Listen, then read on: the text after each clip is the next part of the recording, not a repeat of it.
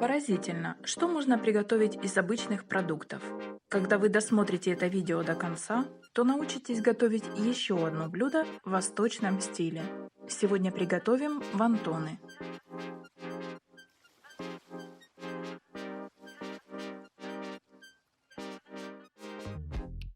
Для начала нам понадобится самый обычный рис. Его вымоем до прозрачной воды и поставим отваривать в соотношении 3 части воды и 1 часть риса до готовности. В это время замесим тесто. Ничего особенного вам для него не потребуется. Просеянная мука, соль, растительное масло, кипяток.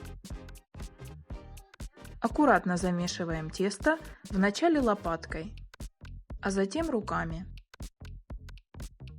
Тесто получается эластичное, податливое и удобное в работе. Завернем его в пищевую пленку и дадим отдохнуть минут 20. Тем временем рис сварился. Сольем воду, промоем его. Одна из главных составляющих начинки для наших вонтон – это крабовые палочки. Их нужно нарезать как можно мельче. Вообще, начинка может быть разной. Например, давайте обсудим это в комментариях. Соединяем крабовые палочки с рисом.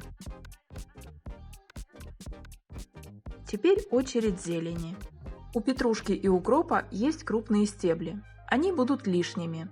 Поэтому самые толстые части убираем и нарезаем зелень мелко. Отправляем зелень к рису и крабовым палочкам.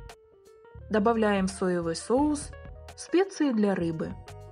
Также сюда будут ко вкусу имбирь, острый перец, различные пряные травы.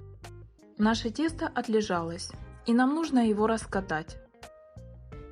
Для удобства я делю его на части. Это вам пригодится на случай, если вы захотите сделать 2-3 порции теста. Оставшиеся части убираем под пленку или полотенце. Начинаем раскатывать тесто. Оно очень удобное. Как видите, ни масла, ни муки у меня на столе нет.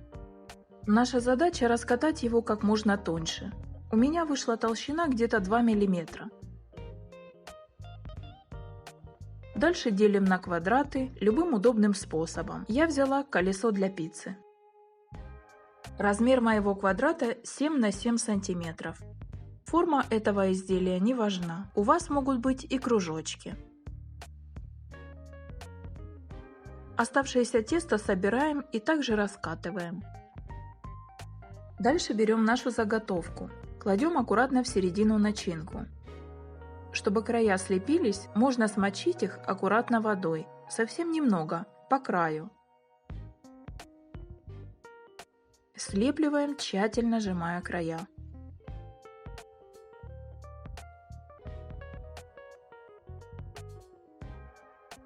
Берем емкость. Это может быть фритюрница, вок, кастрюля или сотейник с толстым дном. У меня сковорода. Наливаем растительное масло для жарки. Ставим на средний огонь. Разогреваем масло. Насыпаем немного муки. Если она начинает шипеть и пениться, значит время класть вонтоны. Заполняем емкость изделиями. Не вплотную, чтобы масло не остывало и равномерно обжаривало. Готовим вонтоны на среднем огне до золотистой корочки с 2 сторон.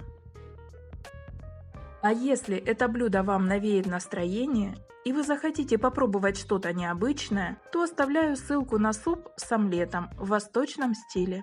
Перекладываем готовые вонтоны на бумажное полотенце, чтобы стекло лишнее масло. Это блюдо вкусно и горячим, и холодным. Кушайте вонтоны с кисло-сладкими фруктовыми соусами или классическими – томатным, соевым.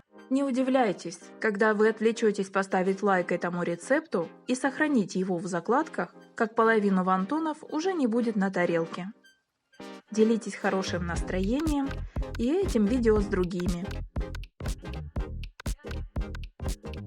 Приятного аппетита!